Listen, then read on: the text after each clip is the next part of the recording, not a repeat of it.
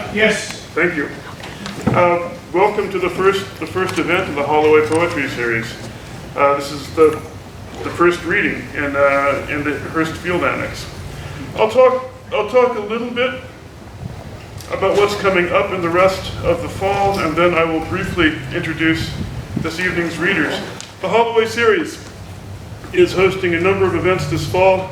The next one will soon happen. That's the reading by Holloway lecturer in poetry and poetics, Mary Szybist, who's here tonight as well. Mary Szybist will give a reading on Thursday, the 22nd of September, and that will be followed by a reception featuring actual real good food. You can skip dinner. The following Thursday, the 29th of September, George Stanley from Vancouver will read, and then Tanya Foster, who's just beginning a job over at California College for the Arts, will read on Wednesday, the 19th of October, and she will also give a talk for the Mixed Blood Project that afternoon. The Mixed Blood Project explores the intersections between the languages of race and the languages of poetic innovation. And Gary Snyder will come in from Nevada City for a reading on Thursday, the 27th of October. In November, there are going to be two non-Holloway poetry events. The poet Nathaniel Mackey will give the Scalapino Lecture in Innovative Poetics on the 9th of November, and the poet Rachel Zucker will give a Bagley Wright Lecture on poetry on the 15th of November. I'd like to mention our companion series, the Lunch Poem Series, which is curated by Bob Hess and Giovanni Singleton, and that's 12:10 to 12:50 in the Morrison Library, and that's the first Thursday of every month. Coming for that will be this fall, Michael Palmer will read on the 6th of October, Carmen Jimenez Smith will visit on the 3rd of November, and Juan Felipe Herrera, Poet Laureate of the United States, will read on the 1st of December. Please note that on the 1st of October, Saturday, 21st Annual Watershed Environmental Poetry Festival will take place downtown at the Martin Luther King Jr. Civic Center Park next to the Farmers Market. It's going to start at noon. Poetry is alive here. Poetry is inescapable. Tonight you'll hear 5 faculty members and the Holloway poet. I'm going to do some very brief introductions, and then we'll read. Also briefly, in alphabetical order. The alphabet has me first.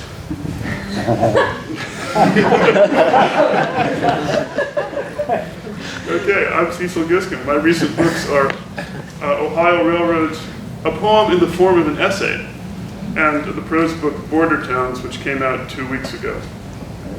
Bob Hess has asked me to announce that a prose book of his called A Little Book About Form will be published this spring.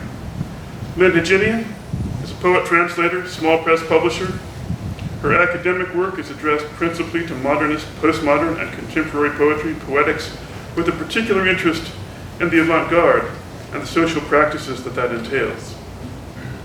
Her most recent book of poetry is The Unfollowing, which came out this spring. She's also actively involved in collaborations, collaboratively created works, among them a composition called, I'm going to mess up the pronunciation. Cotron. Thank you, Cotron. With music by John Zorn. 2 mixed media books, The Traveler and the Hill and the Lake, with the painter Emily Clark, and the award-winning experimental documentary film Letters Not About Love, directed by Jackie Oakes, and also The Wide Road, an erotic, picaresque novel co-written with Carla Harriman.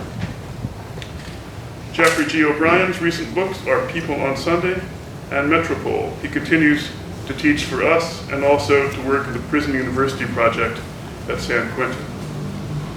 John Shoptaw's book of poems, Times Beach, won this year's Northern California Book Award in Poetry. Congratulations, John. One of the poems he'll be reading tonight is published in the current September issue of Poetry Magazine. Mary Szybist is the author of 2 books of poetry, Granted, which is a finalist for the National Book Critics Circle Award, and Incarnity, winner of the 2013 National Book Award for Poetry. She's the recipient of fellowships from the Guggenheim Foundation, the NEA, the Rockefeller Foundation's Bellagio Center and the Witter Benner Foundation in conjunction with the Library of Congress. She lives in Portland, Oregon, where she teaches at Lewis and Clark College.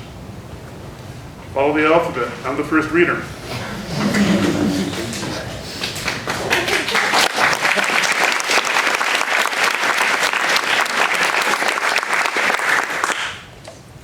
Okay.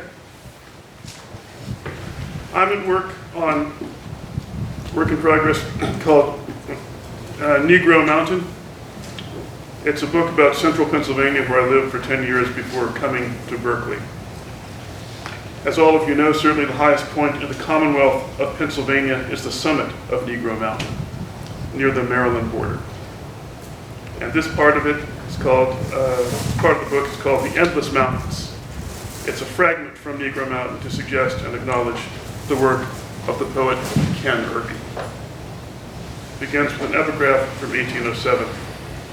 The long continuity of this chain has obtained it the name of the Endless Mountains from the northern savages. The French and Spaniards who first became acquainted with it in Florida applied to it throughout its whole extent the name of Appalachian, which was that of a tribe of savages and is still retained by a considerable river of the country. But the English and American geographers who knew it in the north have constantly given it the name of Allegheny, which I conceive to be the Indian word for endless.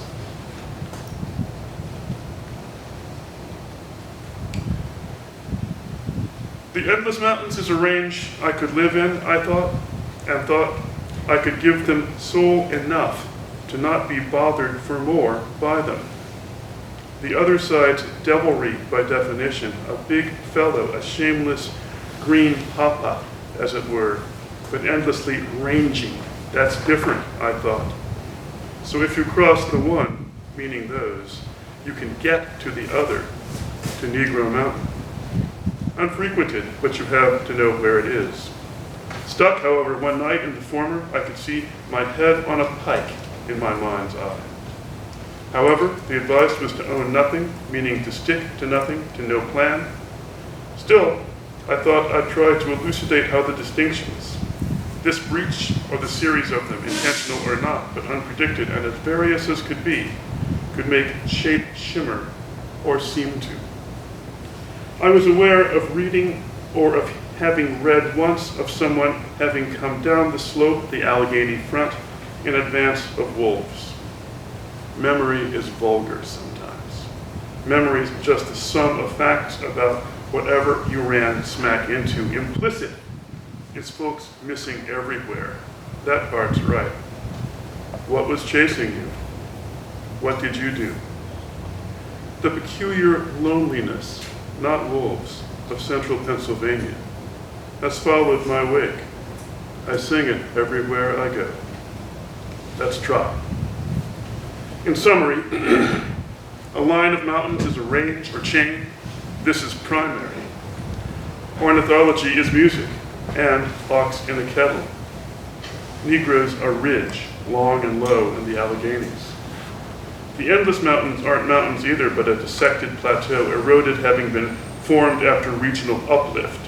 The sharp reliefs taken for mountains, called that. Love's another fragment, just a lively little piece of pie for someone. Or love as well is a plateau.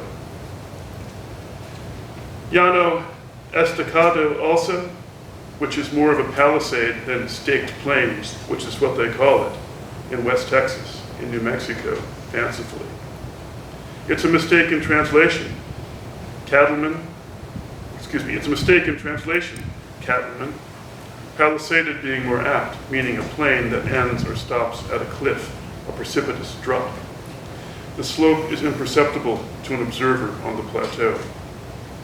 Endless, eventless. That part's right too. Finally, it's how you see the shape failing. Negro Mountains just a ridge on the same long plateau as the Endless Mountains, however, its appearance is that of low relief. Count the days, Charlie Brown. Nearby is Cumberland, Maryland, on the National Road, which thoroughfare also crosses Negro Mountain, and I'd assumed, mistakenly, that further it would traverse fanciful Cumberland Gap, about which we sang once. You go on the same stomach, folks say, like an army or the snake, either one. What does God have to say about loneliness? 3 kinds of water to wash your face. Who do you represent off the plateau? Miscreant, savior, both, a line of old volcanoes. More to the point is to get right with it, to fly over all the ranges. Look further off, look over them, all their heads, and get your bearings. Upper South, over the Mason-Dixon, that gap. Let's see. Let's consider Camptown in the Endless Mountains. If I'm disfigured in the world, and my bulk is rascal in its origins, someone said, my bulk is banned from the Commonwealth. It's 2 cities, its woods, its runs, its hollows, its rumored lion dens. Camptown's everywhere, though.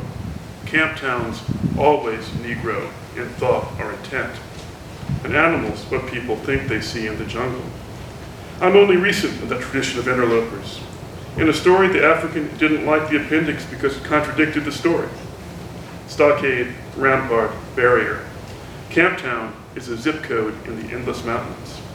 It was an unnatural addition to the territory. A mountain stands outside the story. The eye follows a train. A mind's eye follows the trend. Doom's in the details is all you got to understand, Charlie Brown. The mountains repel the story with their endlessness. When you're in them, you're only lost, that or following the skyline at respectful distance. Plateau stands beside the mountain. Stuck in a typical humid continental climate, stuck at the gateway, deep in them, the metropolises of endless. I tarried again over a choice I thought I had, like I was some mountain. Stay off me, I thought.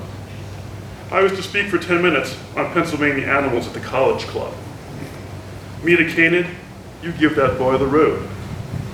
Try to bargain with the feline. Similarly, I might be a Negro, no joke.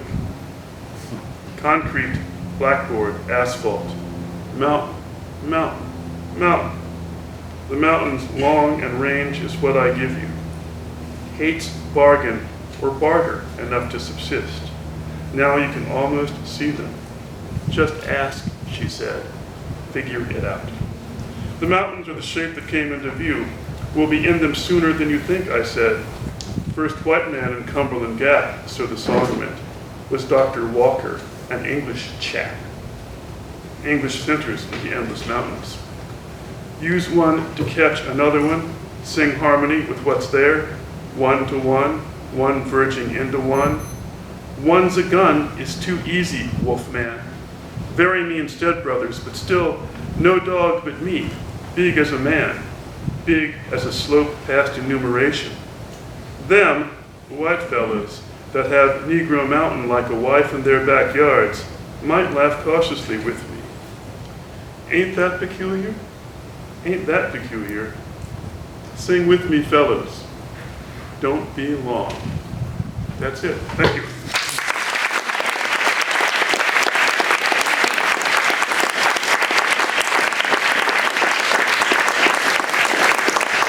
Bob Hass. Please welcome Bob Hass.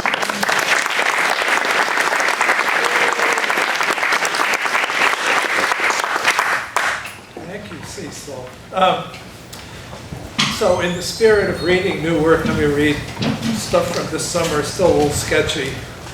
One of the things I was experimenting with this summer was just writing down things people told me about places, much as I could. So these are semi-found things.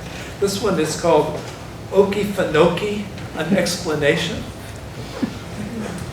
We were in a swamp in Georgia. We were in a swamp on. Is this okay? Yeah. We were in a swamp on the Georgia coast near Folkestone, doing a population survey, which is pretty sketchy work. A slow drawl. We're lying on a raft in the middle of a flooded quarry up on the Cumberland Plateau. Late afternoon in Tennessee, one blue heron in the shallows, old oaks festooned with moss. My companions are telling wildlife ecologist versions of war stories.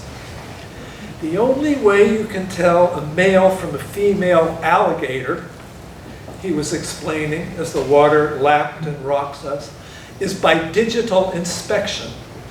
So my buddy Dwayne, his wife had just left him, and I have seen a sober man that he was that day, rammed his hand into the cloacal fold of the biggest goddamn gator you've ever seen. We had her pinned and tied pretty good, but she's thrashing seriously. We're all sweating seriously, and the odor is not inconsiderable. And Dwayne is up to his forearm yelling, hold her, just a minute, it's a male. And he pulls his hand out, and his wedding ring is gone. And he just stares at his hand a moment, and we just sit there staring at him, because we had held that gator about as long as we were inclined to do. But of course, the decision was up to him. And this one is called Texas, an explanation. To simplify matters, he said, the Balcones Escarpment is a 300-million-year-old fault that runs through Texas, more or less north to south, and divides the land into east and west. We were driving east, the sun's still rising on an April morning. East Texas has acidic soils and is southern. West Texas has alkaline soils and is western. The difference is moisture. Well, moisture and history. You could grow cotton in the wet east, and so it was plantation country. In West Texas, which because it was dry and alkaline was a hard place to farm, became cattle country. Big cattle country because you needed a lot of land to make a living raising cattle on the grassland it produced. The ground culture of the place was shaped by the people who worked the land for 300 years, so East Texas is black and West Texas is Mexican. Talking about the way people eat and the music they're apt to hear. The administrative culture was Anglo and German in the West, Anglo and Scots-Irish in the East. Not a complaisant lot of people. And 97% of the land is privately owned, a subject about which Texans, especially the landowners, are religious. And then there's the oil business. Green fields in April, and great watery swaths of the wildflowers of that place, blue bonnets shimmering through them, and flecks of the bright red of Indian paintbrush stripling them. The two wars that soaked this place in blood go with the two cultures, the Mexican Revolution for Mexican Texas and the Civil War for Black Texas. Since then, every little town has a bronze statue or a cannon in front of the city hall, or just a list of the names of Texas kids killed in the Philippines, or France, or Germany, or Burma, Korea, Vietnam, the whole run of empire wars that took the young a long, long way from here. Scissor-tail flycatchers on telephone wires, their tail feathers like grace nuts, and the birds perched above this lake of green and blue and spatters of red as if they were just birds, as if they were ordinary creatures entirely. And the urgent calls of male cardinals coming from all directions as we pulled into the parking lot of the great Victorian Hotel and the Art Center in Round Top. The cardinals' notes like the thick flakes whittled quickly from the hardwood music of the world. The blacks and the brown-skinned folks are Democrats, and the white folks are Republicans, and this fall we're just going to find out how mean and crazy they actually are. The hotel had been a mansion, and the great-granddaughter of the man who built it had used some of his fortune to make two vast gardens, one of them of native species and one of the world's rare roses. It was April, though, so the roses were not up yet, and the air smelled of grass, and the soap just rained on sweetness of the lilacs.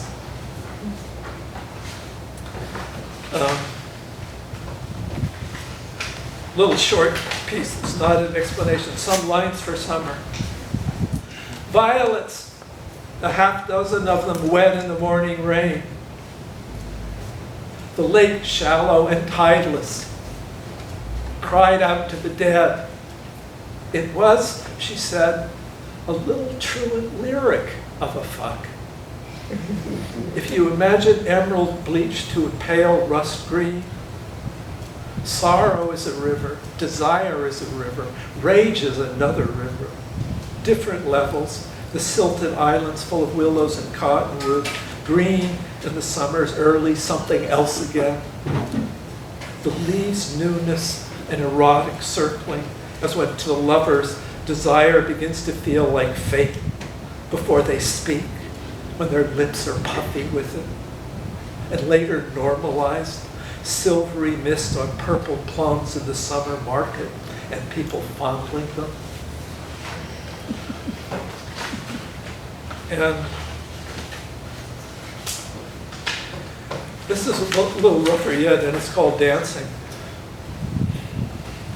Dawn, and the radio clicks on. Is poor swollen America up already in billing, busy selling us the exhausting obligation of happiness, intermittently debating whether or not a man who kills 50 people in 5 minutes with an automatic weapon he has bought for that purpose is mentally ill, or a terrorist, or if terrorists are mentally ill. Because if killing large numbers of people with sophisticated weapons is a sign of sickness, you might want to begin with fire. Our early ancestors drawn to the warmth of it. From lightning, must have been. The great booming flashes up from the sky. The tree shriveled and sizzling must have been an awful power. The odor of ozone and God's breath. Or grass fires, the wind whipping them, animals stampeding, furious, driving hard on their haunches from the terror of it, so that to fashion some campfire burning wood, old logs must have felt like feeding on the crumbs of the god's power. And they would tell the story of Prometheus the thief and the eagle that feasted on his liver, told it around the campfire must have been, and they must have danced that story. And then, centuries, millennia, some tribe of meticulous gatherers, some medicine woman or craftsman of metal discovered some sands that tossed into the fire burned blue or flared green. So simple that children could do it, must have been. And so some soft stone rubbed to a powder that tossed into the fire gave off a white phosphorescent glow. The word for chemistry from a Greek, some say Arabic stem, associated with metalwork. But it was in China 2,000 years ago that fireworks were invented. Fire and mineral in a confined space to produce power. They knew already about the power of fire and water and the power of steam. 100 BC, Julius Caesar's day in Alexandria, a Greek mathematician produced a steam-powered turbine engine. Contain, explode. The earliest depiction of a gunpowder weapon is the illustration of a fire lance on a mid-12th century silk banner from Dung Huan. Silk and the Silk Road, first Arab guns in the early 14th century. The English used cannons and siege weapons at Calais in 1346. Sardinia, 1503, the first battle won by rifles when Spanish arquebusters cut down Spanish Swiss pikemen with their useless pikes. And French cavalry in a battle in southern Italy, explosions of blood and smoke, lead balls tearing open the flesh of horses and young men, peasants mostly, farm boys recruited to the armies of their feudal overlords. 2014, a headline, divers discovered the Santa Maria. One of the ship's Lombard cannons may have been stolen by salvage pirates off the Haitian coast where it had sunk. And Cortez took Mexico with 600 men. 17 horses, 12 cannons. Springfield Arsenal on the Mississippi River, 1777. Rock Island Arsenal, 1862. The original Henry rifle, a 16-shot, 44 caliber rimfire lever action breech loading rifle, patented, was the age of tinkers, by one Benjamin Tyler Henry in 1860, just in time for the Civil War. Confederate casualties in battle, 95,000. Union casualties in battle, 110,000. Contain, explode. They were dancing around a fire. They were throwing sand into the fire, a blue flare, an incandescent green. The Maxim machine gun, 1914, 400 to 600 small caliber rounds per minute. The deaths in combat, all sides. 1914 to 1918 was 8,042,189. Someone was counting, must have been. They could send things whistling into the air by boiling water. The children around the fire must have shrieked with delight. 1920, Iraq, the people of that place were restive under British rule, and the young Winston Churchill invented a new policy of aerial policing, which amounted, sources say, to bombing civilians and then pacifying them with ground troops, which led to the tactic of terrorizing civilian populations. In World War II, total casualties in that war worldwide, soldiers 21 million, civilians 27 million. They were throwing sand into the fire. The ancestor who stole lightning from the sky had his guts eaten by an eagle, spread-eagled on a rock, the great bird feasting. They were wondering if a terrorist was mentally ill. Hiroshima, 69,000 dead, incinerated in a moment. Nagasaki, 39,000 dead, incinerated in a moment. They were dancing in Orlando in a club, spring night, gay pride. The relation of the total casualties to the history of the weapon that sent exploded metal into their bodies, it fires 30 rounds a minute, is a beautifully made instrument in America. You can buy it anywhere. And to the history of the shaming culture that produced the idea of gay pride, they were mostly young men. They were dancing in a club. It was a spring night. The radio clicks on. Green fire, blue fire. We're supposed to buy something. We're supposed to be happy. The Arabs, the politician is saying, require a heavy hand. They were dancing. So thank you.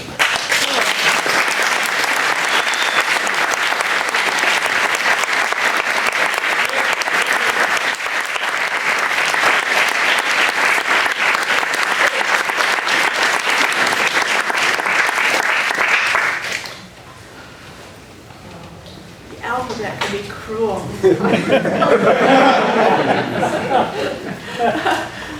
Thanks, Cecil, Jane, for organizing this. It's most bizarre to be in this room, but I kind of like it. So I'm going to read new work, untitled thus far, from a new project, but I don't know what it's going to be. Here goes. Anxiety, ambition, energy, and sleep are caretaking fish in the deep black sea, my sweet, the black deep sea, yes. And I tossed a twig, the X, Y, Z of unrest and loss of privilege they never had, the vanquished Inca, at the sharp angle of a perfect rainbow, and afterwards Jupiter appeared, of which the Rocky Mountains are like mules hauling oats, perceived by senses, words, a set of names in music. All this should scare the legislators, noble and real, and we are crazy and smell smoke for entertainment, social bonding, and great anxiety, that trinity of apricot, scout musk, and gas of life, where light falls on the passenger seat, first upright and like a cornflower, but slow. I'm not too old to dance meadowlarks, great punctuation locks in black and blocks, crepuscular and vain, the sun and its descent. You kicked up dust, of which the Ural Mountains are but dim reminders, through a wooded alley loud as if disturbed in the unbuttoned fog that grays a pedestrian silhouette, while the passport picture reaching out to me is true or false to tetrahedral nation states, dead in winter enzyme ice. I cannot fear to be forgotten, a child born another book, the dusk at dusk, of skilled sculptors whose cities sink the swollen toad, her pride flamingos, lilies, and boy flowers, the center of a blue-black vault, history on it, an apron. Language is a victim of its own success, while into the carriage comes a louder lyric me, of which the Coxcomb Mountains are like apples rotting in the dust that none of us would be content with, and a caterpillar's cud to chew, poor tucks can kill, poor tanks and call. People are forced to live, work, yearn with bourgeois linearity to change this nerdy life upon row upon row upon row of the river, pulled further and further apart, under the unswallowed elegy of a collared stork. Then productivity as reproductivity ends. Motion gets immobilized by perception into things perceptions get, but perceptions get it wrong. Is language. Let's use it. Doing is highly thought of and frequently abandoned, as at a bus stop beside a stunted ginkgo. And time is tossed, a laundry pile large as the crown of a tree, or the gravid animal of Pythagoras. And every mathematician dies while Reynolds vacillate or do nothing astrophysically speaking.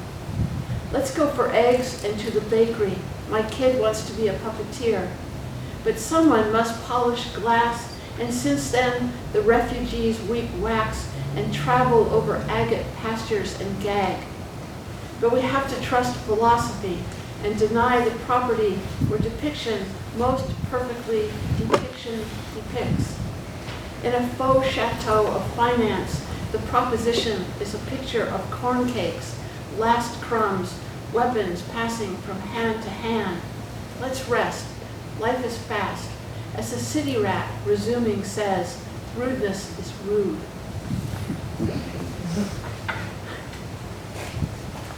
It could be argued from horseback, the horse a ruby roan as night falls on the shores before an infant knows of time, that there is something in mathematics shorn of ideology. I propose too that there are many things with their capacity to collide or combine with other things in the vicinity, that gravitational field of monsters. And budding dust, small flies, they totter.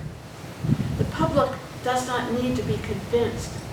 An idiom like Kierkegaard on Halloween, gathering twigs and fathering eggs, while a stunted thorn frolics in the shade, now dead, inconsistently down the large white sea, does what a poem does, making itself understood. Every situation can be taken as subject to a proposition at stake at this stage of the state. Rejection of a context need not be of one's own hoeing of the sun, one's head a building site. Say I rode in on a vicious mule surrounded by leaves under the northern star, the eternal conflict. Say I beat my brow and only put on shows, withered webs, a rigmarole, an atrocity to which I'll give no words. I refuse it, representation. The janitor is innocent, autumn is ill, and cruelty is the rule. I swear you'll be my father until I die from a flea bite, or while beating a metal drum, eating honey and corn, like a girl again, while with an umbrella under a redwood tree, with all of which I am in a certain sense one. The roof on trust of hover can't render love pathetic. I claim too much and yield to the Bighorn Mountains, of which the truth of history is but an indifferent silence. Because we refuse to personify the gaping east or deformed west or cranial north or sacrificial south, we must accept this box and these panoramas to which we are led through sliding doors, just as certain alpine cliffs reproduce the head variants of Mayan script with an impersonal cluck to the jeweler. Wherever a human is to be found, there you will find a skyscraper, a 9-foot copper weather vane, imperial pickles, a force occupying an unarmed ceramic bowl. It offers a feisty allegorical vegetarian and human voice, an opium fish, a dime in cinders under the wind. And there are wealthy men, skin not yet charred. They are popular as hardware, music, poached eggs, modesty, multicolored snapdragons, and the alphabet, sacrificed in times of need. I live under the authority of a stucco beehive, and a soldier says affectionately to me, "You there." And then last of this fledgling sequence, we think, we approach, we exist, sweep and speak, on zip lines or not. Sayings spread as amusements for children, women, and men by pony poets, beetle poets, crow poets, are voiced by the words themselves and not by anyone speaking them.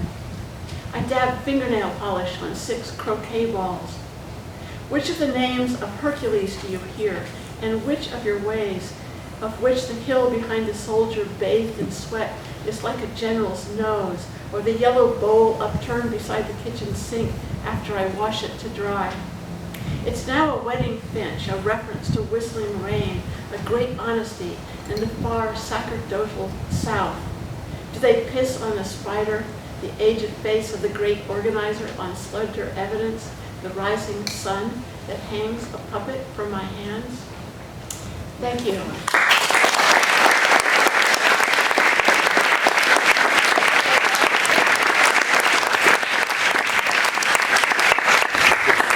Thank you, Cecil and Jane and Mary, and welcome the other Mary.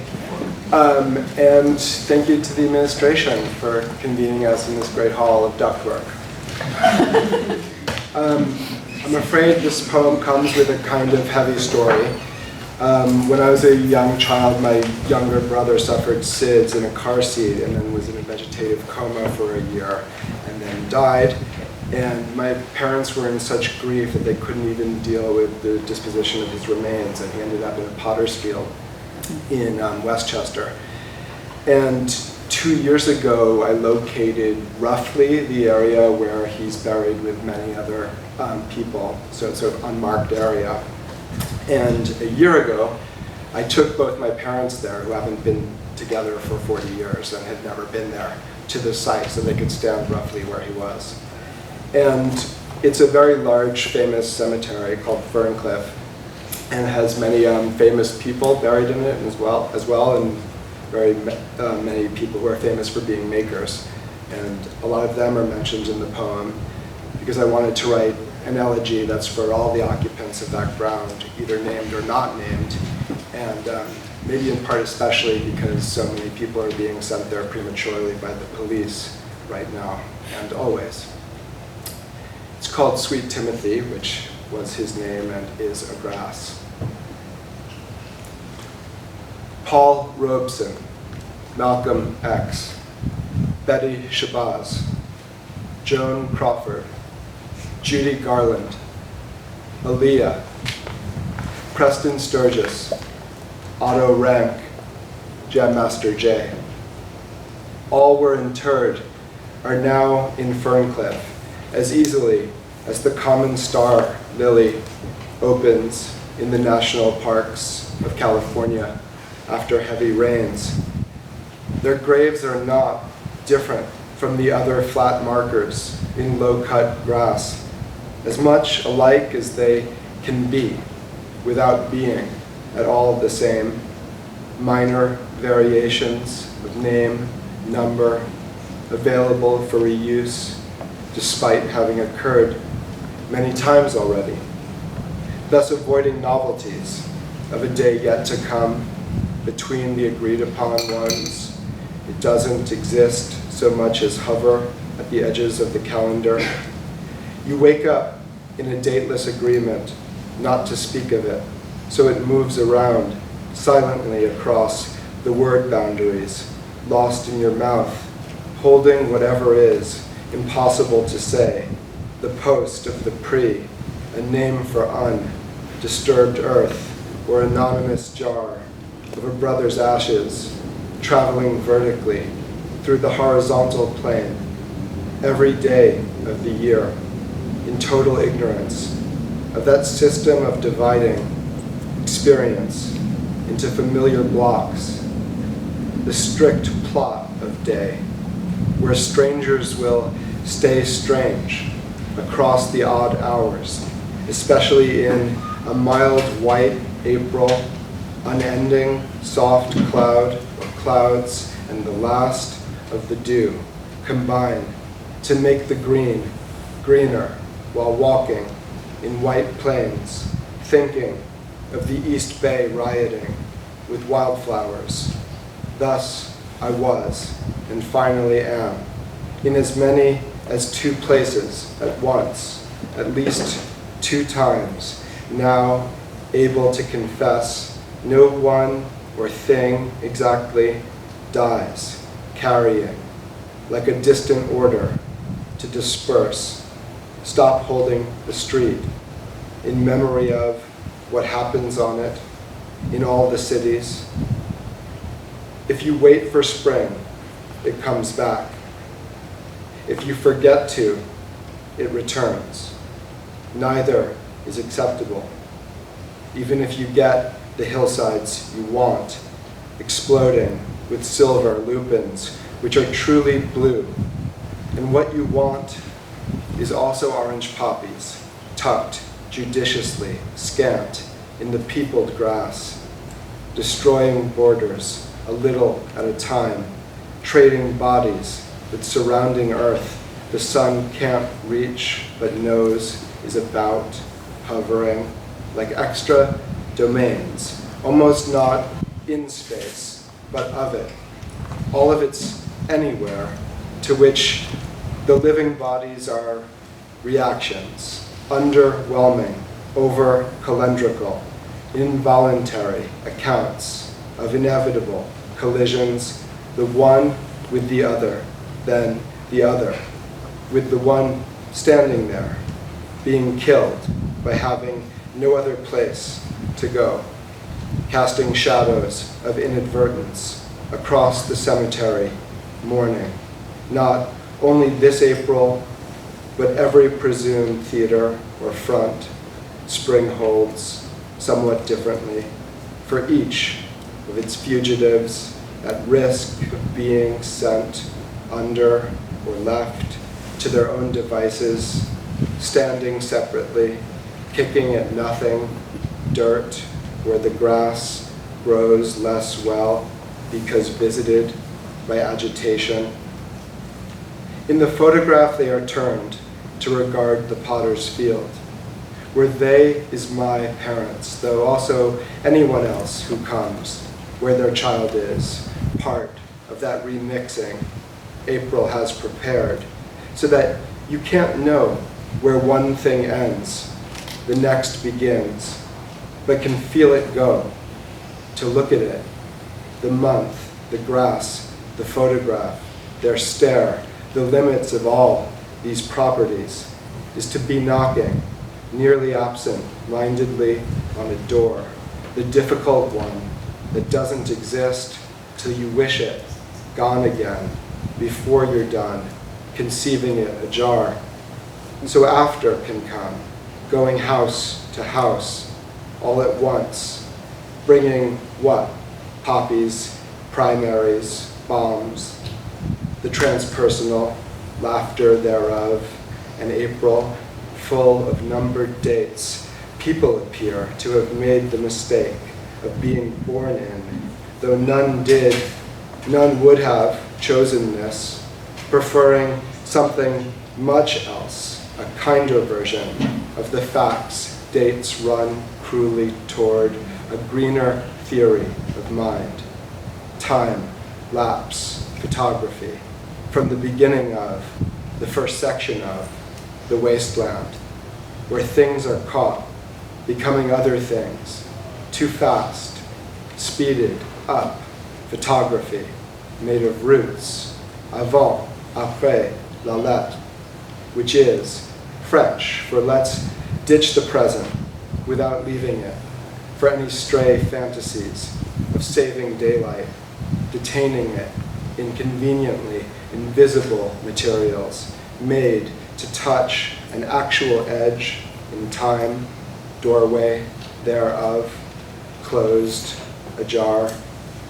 Silent English for the earth is mostly unwatched clocks, little ones telling off time, the cold pockets thereof, the ofness of their future, already here, in the wrong month, one of those, all of which, James Baldwin, Bela Bartok, Thelonious Monk, remains, long gone, too soon to rest.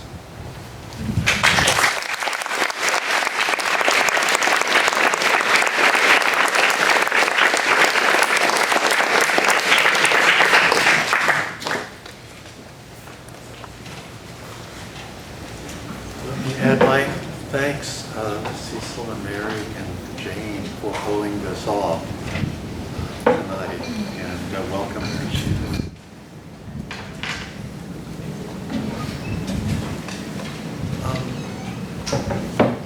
This first poem I'm going to read is about the most adaptable bird on the planet. That is the cattle egret. It's the bird I remember as a child, grazing alongside cattle or riding on the backs of cows like some mythological beast. It's called least concern. That's their status, their conservation status. And a lot of people are writing about extinction these days, but I wanted to try something at the other end of the spectrum. Least concern. Chimerical, the rhinoceros egret.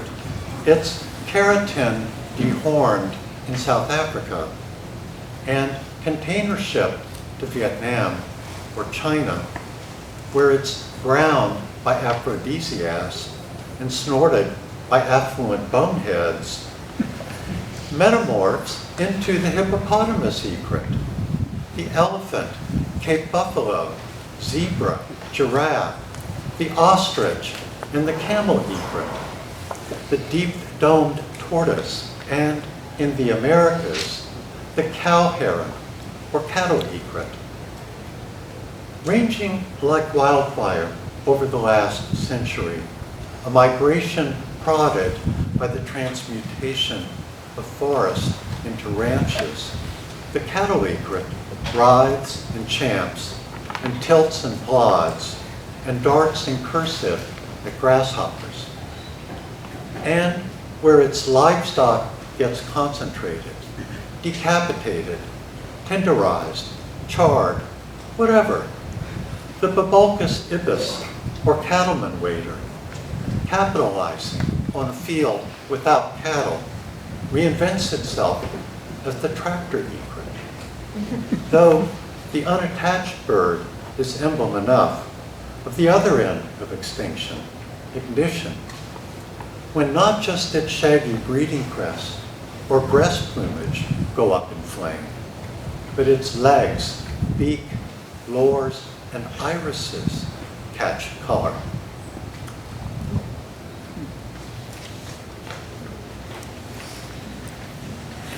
So, driving up from LA on Highway 5, God forbid Highway 1 earlier this summer, smoking and sparking Highway 5, I returned to this poem we wrote. Deal with it. It's called Dry Song. The drought has pierced to the tan oak root, and the wine tastes like wildfire smoke. It pierces the aquifer with an almond drill, scatters the chances of precipitation with the young sun on the tender crops, and discovers in the lake bed a gold rush town. If we knew the Sierras folded snow on snow, we could find the past from bed to shut-eye.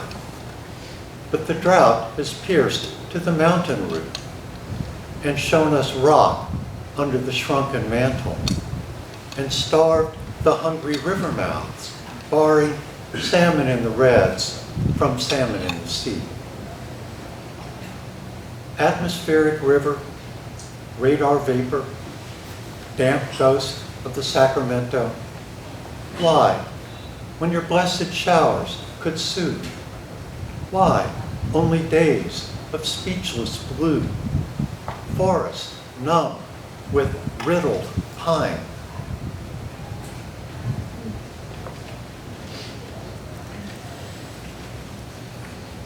More to do with the cast and the experience.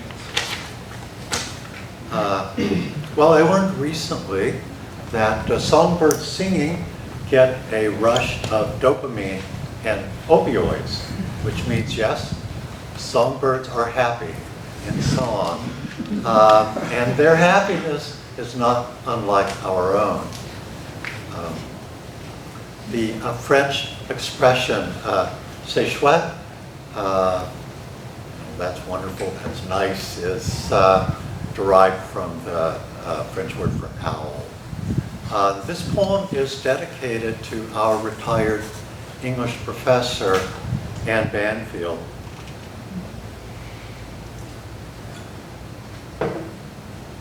It's called A Parliament of Owls.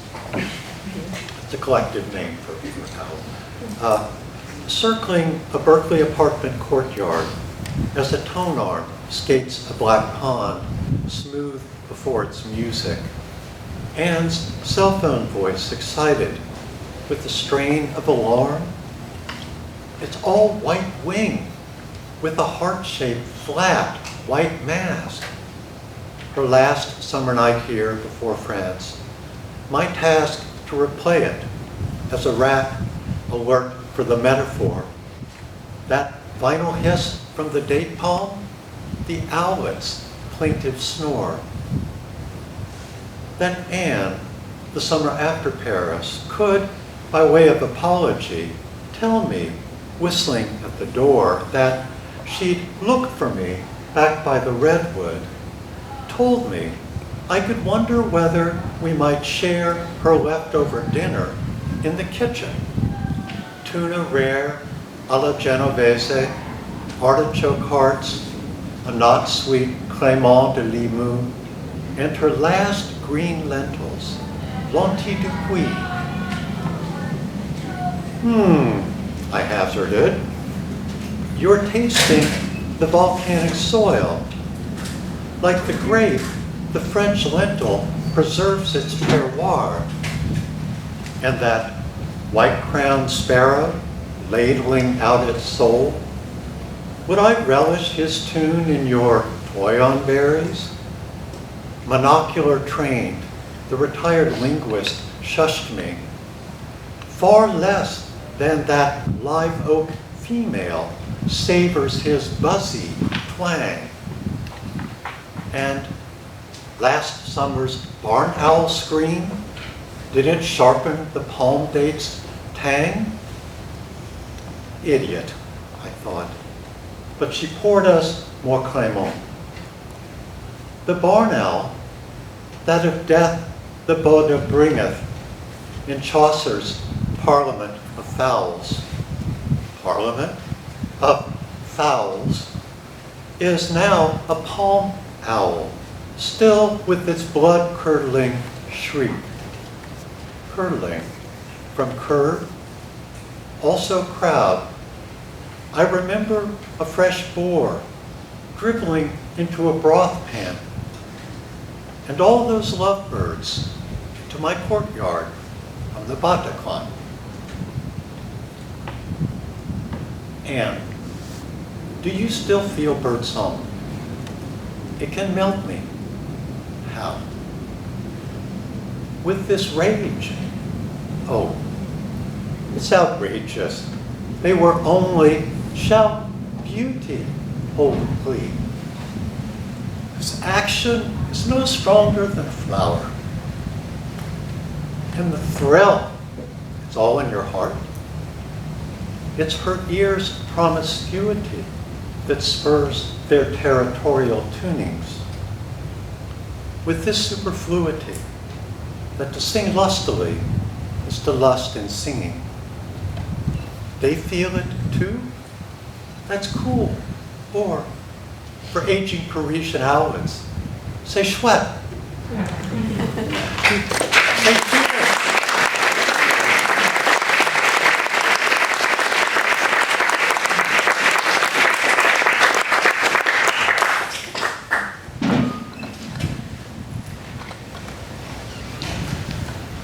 Invitation. If I can believe in air, I can believe in the angels of air. Angels, come breathe with me. Angel of abortion, angel of alchemy, angels of barrenness and bliss, exhale closer. Let me feel your breath on my teeth. I call to you, angels of embryos, earthquakes, you of forgetfulness. Angels of infection, cover my mouth and nose with your mouth. Failed inventions, tilt my head back. Angels of prostitution and rain, you of sheerness and sorrow, you who take nothing, breathe into me. You who have cleansed your lips with fire, I do not need to know your faces. I do not need you to have faces. Angels of water insects, let me sleep to the sound of your breathing. You without lungs make my chest rise.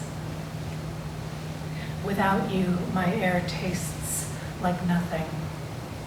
For you, I hold my breath. I want to thank John and Lynn and Cecil and Geoffrey and Bob and the department for having me here this semester. I'm really happy and grateful to be here.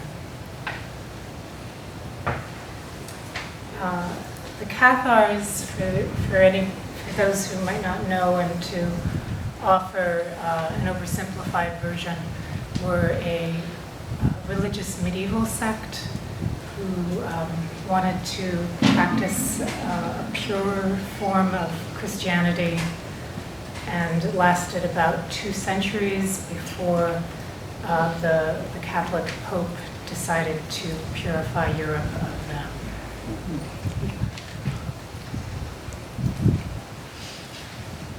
The Cathars, etc., loved the spirit most. So to remind them of the ways of the flesh, those of the old God took 100 prisoners and cut off each nose, each pair of lips, and scooped out each eye, until just one eye on one man was left to lead them home. People did that, I say to myself.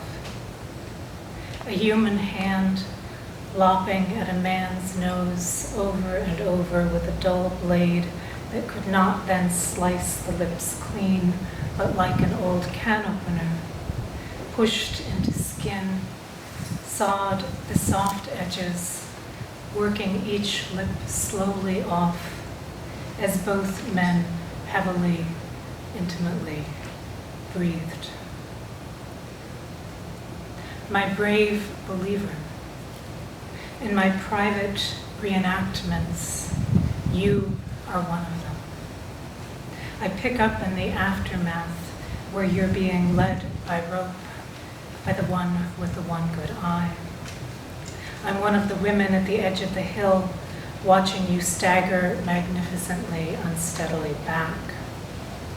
All your faces are tender with holes, starting to darken and scab, and I don't understand how you could believe in anything that much that is not me. The man with the eye pulls you forward. You're in the square now. The women are hysterical. The men are making terrible sounds from unclosable mouths, and I don't know if I can do it, if I can touch a lipless face that might lean down instinctively to try to kiss me. White rays are falling through the clouds. You are holding that imbecile rope. You are waiting to be claimed. What do I love more than this image of myself? There I am in the square, walking toward you, calling you out by name. And I'll end with this one. This is Happy Ideas. It begins with an epigraph by Duchamp. I had the happy idea to fasten a bicycle wheel to a kitchen stool and watch it turn. I had the happy idea to suspend some blue globes in the air and watch them pop. I had the happy idea to put my little copper horse on the shelf so we could stare at each other all evening. I had the happy idea to create a void in myself, then to call it natural, then to call it supernatural. I had the happy idea to wrap a blue scarf around my head and spin. I had the happy idea that somewhere a child was being born who was nothing like Helen or Jesus, except in the sense of changing everything. I had the happy idea that someday I would find both pleasure and punishment, that I would know them and feel them, and that until I did, it would be almost as good to pretend. I had the happy idea to call myself happy.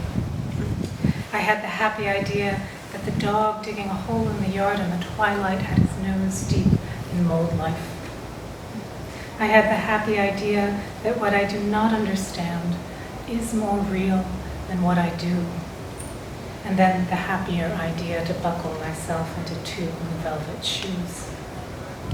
I had the happy idea to polish the reflecting glass and say hello to my own blue soul. Hello, blue soul. Hello. It was my happiest idea.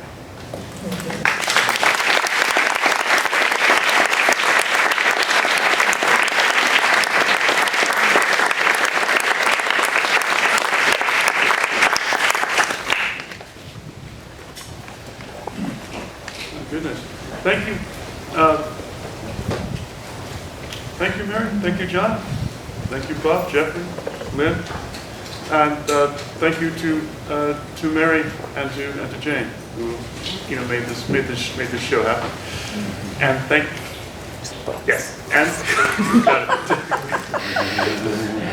and I will note that our friends from University Press Books, Christina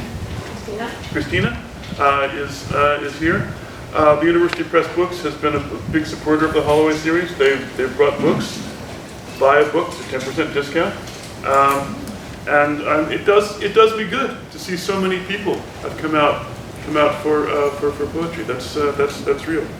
Please come back on whatever day it was. 22nd to see Mary read all by herself. And there's a reception. In the meantime, talk to the poets, buy a book. Thank you so much.